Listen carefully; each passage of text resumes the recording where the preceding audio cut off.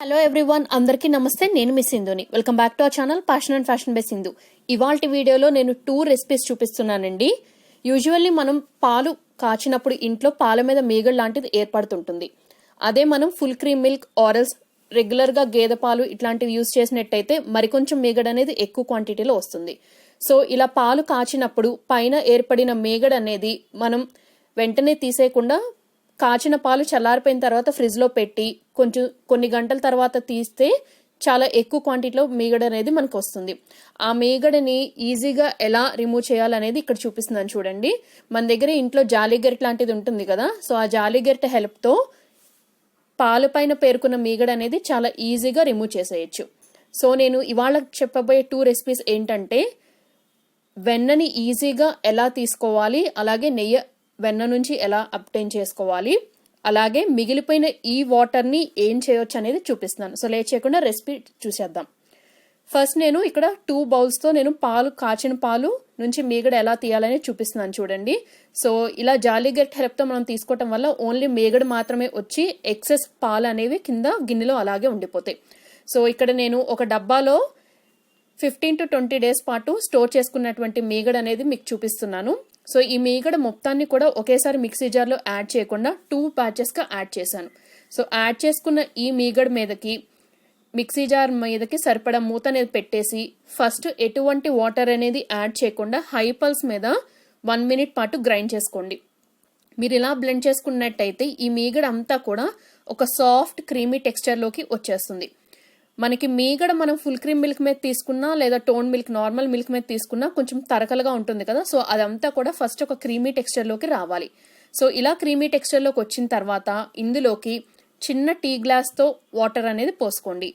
పోసుకున్న తర్వాత తిరిగి మూత అనేది పెట్టేసి ఇప్పుడు హై పల్స్ మీద ఈ మీగడ నుంచి మనకి వెన్న అనేది సెపరేట్ అయ్యే స్టేజ్ వరకు మధ్య మధ్యలో ఆపి గ్రైండ్ చేసుకుంటూ ఉండండి. సో నాకు కరెక్ట్గా ఒక 1.5 minute ఈ మీగడ నుంచి మనకి వెన్న అనేది సెపరేట్ అయిపోయిందండి నాకు. సో ఇలా సెపరేట్ అయిపోయిన వెన్నని మీకు చూపిస్తున్నాను చూడండి. సో చూసారు కదా, మనం మజ్జిగ కవంతో చిలుక్కుంటే ఎలా అయితే మీగడ వస్తుందో అదే ప్రాసెస్లో మిక్సీ జార్లో కూడా చేసుకోవచ్చు. మజ్జిగ కవంతో మీగడ అనేది ఎలా ప్రిపేర్ చేయాలనేది ఆల్రెడీ మన ఛానల్లో వీడియో చేసి పెట్టాను. దాని తాలూకా లింక్ అనేది నేను పైన ఐకార్డ్లో షేర్ చేస్తాను, కుదిరితే దాన్ని కూడా ఒకసారి చెక్ చేయండి. సో ఇలా మనకి ఏర్పడిన వెన్న అనేది మిక్సీ జార్ నుంచి చేత్తోని రిమూవ్ చేసేసి ఒక మిక్సింగ్ బౌల్లోకి వేసుకోండి. ఇప్పుడు ఇందులో ఏదైతే లెఫ్ట్ ఓవర్ మిల్క్ సాలిడ్స్ ఉన్నాయో, అంటే ఆ మజ్జిగ లాంటి ఏదైతే లిక్విడ్ ఉందో ఆ మొత్తాన్ని ఒక గిన్నెలోకి కలెక్ట్ చేసుకుని పెట్టుకోండి. చాలా మంది ఇది అన్వాంటెడ్ వాటర్ ఈ మీగడ నుంచి తీసేసిన తర్వాత వచ్చిన ఈ మజ్జిగతో ఏమీ చేయలేమనుకుని పారబోస్తూ ఉంటారు. బట్ అది పారబోయకుండా దాంతో ఒక చక్కటి రెసిపీ ఎలా ప్రిపేర్ చేయాలనేది ఈ వీడియో చివరి వరకు చూస్తే మీకు అర్థమవుతుంది. సో నేను 2 బ్యాచెస్లో ఆ మీగడని గ్రైండ్ చేసుకున్నా అని చెప్పాను కదా. సో 2 different బ్యాచెస్లో నేను గ్రైండ్ చేసుకున్న తర్వాత నాకు వచ్చిన మజ్జిగ లాంటి మిశ్రమం ఇది. సో ఇప్పుడు ఇందులోకి 1 full గ్లాస్తో నేను రైస్ అనేది వేస్తున్నాను. ఈ రైస్ అనేది మీరు దోశలకి యూజ్ చేసే రైస్ అయినా వేయొచ్చు, నార్మల్ సోనా మసూరి రైస్ అయినా వేయొచ్చు. సో 1 full గ్లాస్ అంటే అప్రాక్సిమేట్లీ ఒక 1/2 kg వరకు ఉంటుంది. సో ఇప్పుడు ఈ మజ్జిగ అలాగే ఈ రైస్ ఈ రెండింటిని కలిపి వాటర్ ఏమీ యాడ్ చేయకుండా కనీసం 6 గంటల పాటన్నా నానబెట్టుకోవాలి. మెయిన్ వైల్ మనకి వెన్న సెపరేట్ అయిపోయింది, మొత్తం ఒక బౌల్లోకి వేసుకున్నాం కదా, దాన్ని స్టవ్ మీద పెట్టుకున్నాను. స్టవ్ మీద పెట్టుకుని ఫ్లేమ్ అనేది లోలోనే ఉంచుకుని పైన ఏర్పడే తేట లాంటి తెల్లటి లేయర్ ఉంటుంది కదా, దాన్ని గరిటె హెల్ప్తో స్క్రాప్ చేసుకుంటూ ఈ వెన్న అంతా కూడా కంప్లీట్గా కరిగిపోయి నెయ్యి ఫామ్ అయ్యే వరకు మనం కేవలం లో ఫ్లేమ్లో మాత్రమే కుక్ చేసుకోవాలి. సో మనకి మంచి గోల్డెన్ బ్రౌన్ కలర్లో నెయ్యి అనేది కుక్ అయిపోయిన తర్వాత అడుగున ఏదైతే లెఫ్ట్ ఓవర్ ఆ బ్రౌన్ కలర్ పార్ట్ ఉంటుందో దాన్ని పడేసేయండి. చాలా మంది తింటారు, బట్ ఎక్కువ రోజులు మనం స్టోర్ చేసిన మీగడ వేయటం వల్ల ఒక్కొక్కసారి అది టేస్ట్ అనేది అంత బాగోదు. సో పడేసేయండి. సో ఇప్పుడు మనకి లెఫ్ట్ ఓవర్ పడేసిన తర్వాత ఆ మిగిలిపోయిన నెయ్యి ఏదైతే ఉందో దాన్ని ఒక టీ స్ట్రైనర్ హెల్ప్తో ఫిల్టర్ చేసుకుని చల్లారిపోయిన తర్వాత రిఫ్రిజిరేట్ చేసుకుంటే ఒక 8 కంటైనర్లో చాలా రోజుల పాటు ఫ్రెష్గా ఉంటుందండి. మన హోమ్మేడ్ నెయ్యి అనేది చాలా సులభంగా ఇలా ఇంట్లో ప్రిపేర్ చేసుకోవచ్చు.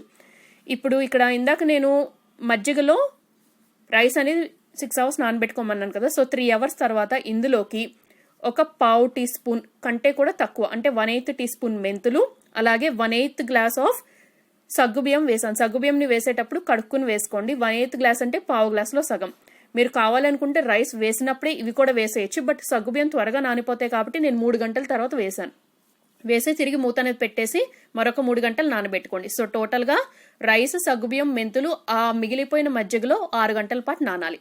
సో 6 అవర్స్ తర్వాత ఈ మొత్తాన్ని కూడా మిక్సీ జార్లోకి యాడ్ చేసి వాటర్ ఏమి గ్రైండింగ్ చేసేటప్పుడు యాడ్ చేయొద్దు మీరు, ఎందుకంటే ఈ మజ్జిగతోనే ఆ గ్రైండింగ్ అనేది జరిగిపోతుంది. సో బాగా స్మూత్ రన్నింగ్ కన్సిస్టెన్సీలో వచ్చేలాగా మనం పిండి అనేది కలుపుకోవాలి. వీడియో క్లిప్లో చూపిస్తున్నట్టు చాలా సాఫ్ట్గా రన్నింగ్ కన్సిస్టెన్సీలో లాగా ఉండాలి. మనకి దోశ బ్యాటర్ ఏ కన్సిస్టెన్సీలో అయితే ఉంటుందో సేమ్ అదే కన్సిస్టెన్సీలో మనం గ్రైండ్ చేసుకోవాలి.